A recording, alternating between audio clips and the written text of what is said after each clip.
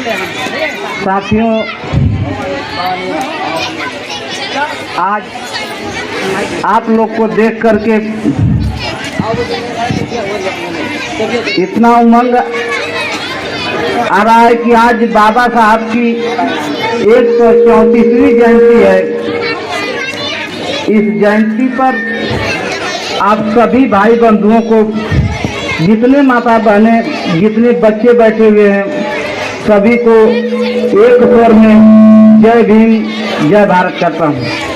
साथियों,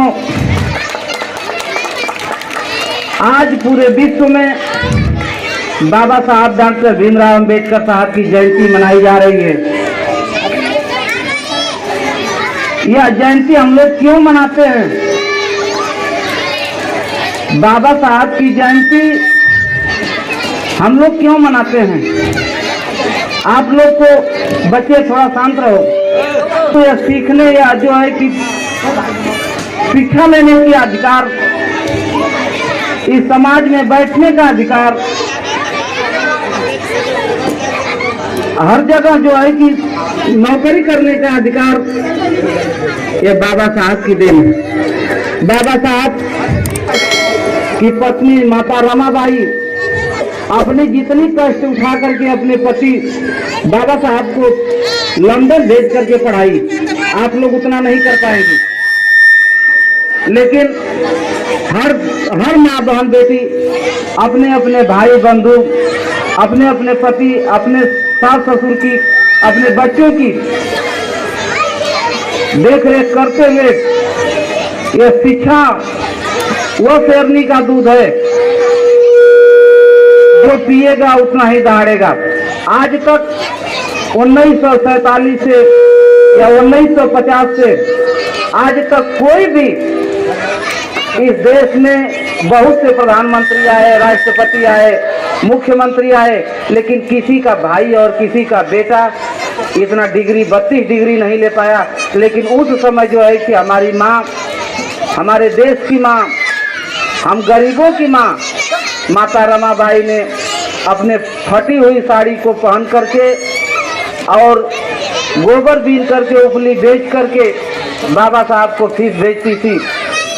जब उनके बाबा साहब ने अपने 4 औलाद खो करके हमें इतना अधिकार दिया, माताएं बहनों को पढ़ने का, लिखने का, बच्चों को समाज में बैठने का, उठने का अधिकार बाबा साहब ने हमें दिया, हमारे लोगों को दिया। और उस अधिकार को लेकर के हम लोग जितना चलेंगे, हमारे बच्चे, हमारी माँ, हमारी बहन बेटियां जितना पढ़ेंगी उतना ही दहाड़ेंगी। यदि आप बाबा साहब ने 1956 में जब अपनी अंतिम विदाई लेने लगे तो उनके कारवां को लेकर के कोई नहीं चलने वाला था। लेकिन आज कभी कभी यह एक सोच आती है कि 26 साल के बाद मान्यवर साहब कांशीराम साहब आए और अपने लोगों को जगाने लगे। उन्होंने साइकिल से चल करके और हम लोग को जगाए। मान्यवर साहब के साथ में हम उस समय 92 में हमने भी कुछ दूरी तक चला उनके साथ में। मान्यवर साहब के साथ में हम लोग बाल्यावस्था का लड़के थे, हम लोग 9वीं 8वीं 9वीं क्लास में हम लोग पढ़ रहे थे। लेकिन मान्यवर साहब के साथ में 400 किलोमीटर हम लोग साइकिल चलाए, इसलिए कि जब वो बुजुर्ग होकर के चला रहे थे तो हम लोग नौजवान क्यों नहीं चलाएंगे। तो मान्यवर साहब को हम लोग 93 में अपने गांव पर बुलाए और 93 में उन्होंने सपा बसपा गठबंधन करके और मुलायम सिंह यादव की पहली सरकार बनाए और 1995 में बहन जी की सरकार 30-31 मई को सरकार गिरा करके और बहन जी की सरकार बनाए। 4 बार बहन हमारी मायावती जी ने 4 बार उत्तर प्रदेश की सीएम बनी।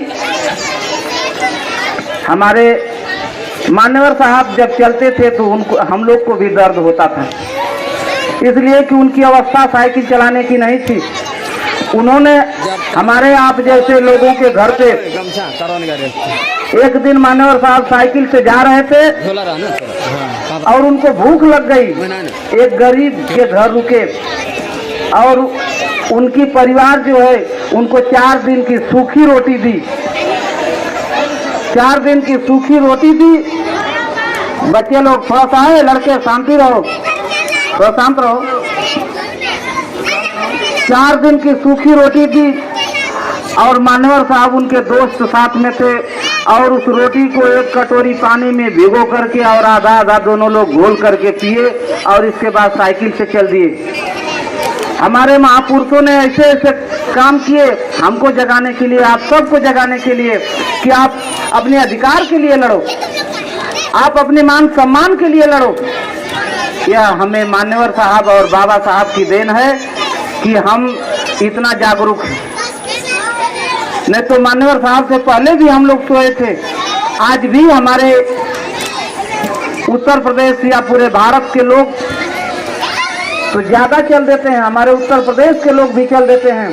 लेकिन यही आप लोग देखिए कि जब जब चुनाव आता है तो महाराष्ट्र में हमारे 3% वोट नहीं हो पाता है और हम उत्तर प्रदेश में नहीं करके जो है कि हमें 9% वोट लेकर के जाते हैं। हम अपनी बहन की, अपनी बेटी की, अपने भाई की कंधे को मजबूत करते हैं। इसलिए हम 4 बार जो है कि हमारे उत्तर प्रदेश में बहन मायावती जी का सरकार बनाए, हम सब मिल करके। तो इसको समझो, अपने में संगठित होको, संघर्ष करो।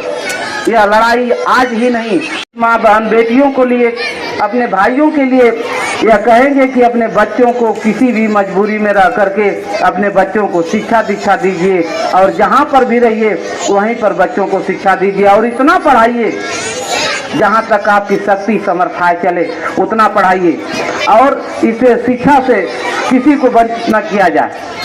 यह अधिकार बाबा साहब की देन है। आज बाबा साहब की 134वीं जयंती है। इस जयंती पर आप सबको देख करके बहुत हमें अपार हर्ष हो रहा है।